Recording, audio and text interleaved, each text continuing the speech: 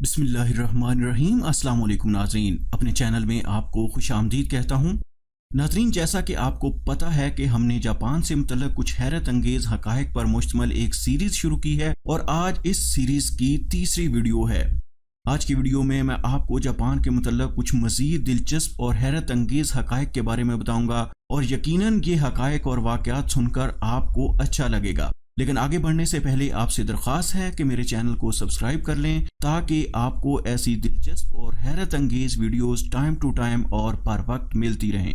मोअज़्ज़ज़ नाज़रीन, आप ये जानकर हैरान होंगे कि पूरे जापान में कोई झूठ नहीं बोलता, क्योंकि ये लोग खुद सच बोलते हैं, इसलिए बिला चूंच रहा दूसरों की बात पर यकीन कर लेते हैं कि वो बंदा भी सच बोल रहा होगा। मगर हम पाकिस्तानी बड़ी मुश्किल से उन्हें यकीन दिलाते चले आ रहे हैं कि तुम लोग हमारी बात को डबल चेक जरूर कर लिया करो, लिहाजा ये भी अब हमारी बातों पर कम कम ही यकीन करते हैं। जापान में रेट्स पूरे मुल्क में एक जैसे हैं। आप एयरपोर्ट से कोई चीज खरीदें या गली मोहल्ले की दुकान से लें, रेट और क्वालिटी एक जैसी होगी। आप अगर दुकान से ज्यादा चीजें खरीद रहे होंगे तो सेल्समैन या मालिक आपके पास आएगा और आपको समझाएगा कि आप जरूरत से ज्यादा चीजें ना खरीदें, ये फजूल खर्ची है। वो आपको ये भी बता देगा कि अगले हफ्ते सेल लग रही है या कीमतें कम हो रही हैं, लिहाजा आज आप सिर्फ अपनी जरूरत की चीजें खरीद लें, बाकी अशिया अगले हफ्ते खरीद लीजिएगा। रेस्टोरेंट्स में भी ऑर्डर देकर ग्राहकों को बताते हैं कि आप जरूरत से ज्यादा ऑर्डर दे रहे हैं, आपका खाना ज़ाय हो जाएगा। ये लोग खाना कम खाते हैं, वॉक ज्यादा करते हैं, सादगी इख्तियार करते हैं और झूठ नहीं बोलते, लिहाजा इनकी उम्रें लंबी होती हैं।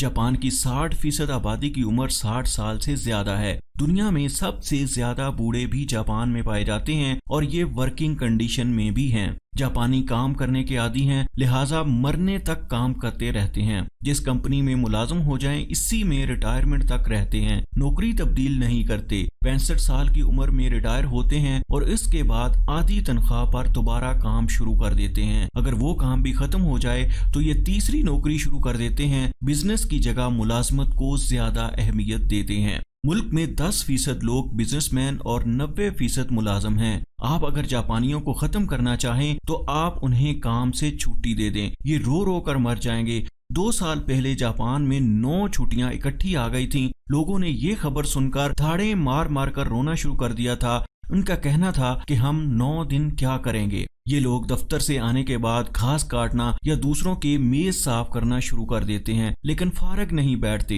हुकूमत के हर हुक्म पर अमल करते हैं। हुकूमत ने अगर हुक्म दे दिया आप 10 लीटर से ज्यादा पेट्रोल ना खरीदें तो ये 3-3 घंटे लाइन में लगकर सिर्फ 10 लीटर पेट्रोल लेंगे। मर्द अपनी पूरी तनख्वाह बीवी के हाथ पर रख देते हैं और बीवी घर और खामन दोनों के अखराजात चलाती है। मोबाइल फोन हमेशा साइलेंट पे रखते हैं। आपको पूरे जापान में किसी भी जगह मोबाइल फोन की घंटी सुनाई नहीं देगी। ताहम जापान के हर मोबाइल फोन के कैमरे का शटर ऑन होता है ताकि कोई शख्स किसी शख्स की इजाजत के बगैर उसकी तस्वीर ना खींच सके। दफ्तरों में मोबाइल फोन इस्तेमाल नहीं करते, आहिस्ता बोलते हैं, सरगोशी करते हैं और किसी को आप ऊंची आवाज में बात करता नहीं सुनेंगे। हाथ नहीं मिलाते, झुककर मिलते हैं और बस।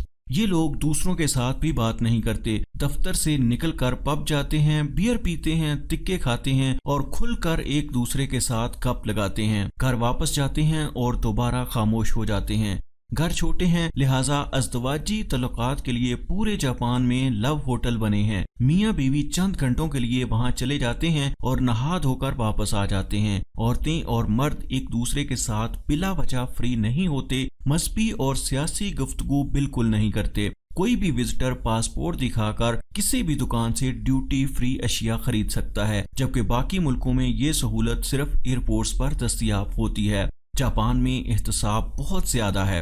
अक्टूबर 2016 में टोक्यो में 10 मिनट बिजली बंद हुई थी और बिजली का वजीर 20 मिनट नदामत से सर झुकाकर खड़ा रहा। मर्दाना मुआशरा है, मर्दों की तनख्वाहें आज भी औरतों से ज्यादा होती हैं। तनख्वाहों का तयन भी उम्र और जरूरत के मुताबिक होता है। अगर किसी शख्स की जरूरत कम है तो उसे कम मुआवजा मिलेगा और अगर जिम्मेदारियां ज्यादा हैं तो इसकी तनख्वाह बढ़ जाएगी और ये फैसला कंपनी खुद करती है। मुलाजिम किसी भी किस्म का मुतालबा नहीं करता। शादी से कबल दूल्हा अपने अखराजात का तखमीना लगाता है, इसे अपने मेहमानों पर फीकस के हिसाब से तकसीम करता है और फिर कार्ड्स पर बाकायदा प्रिंट करके भिजवाता है और मेहमानों को बताता है कि आप मेहरबानी फरमाकर फीकस इतने पैसे साथ लेकर आइएगा और मेहमान होटल पहुंचकर अपना लिफाफा काउंटर पर जमा कराकर हाल में दाखिल हो जाते हैं। होटल आखिर में अपनी पेमेंट काट कर बाकी रकम दूल्हे और दुल्हन को अदा कर देते हैं और नया जोड़ा इससे हनीमून मनाता है।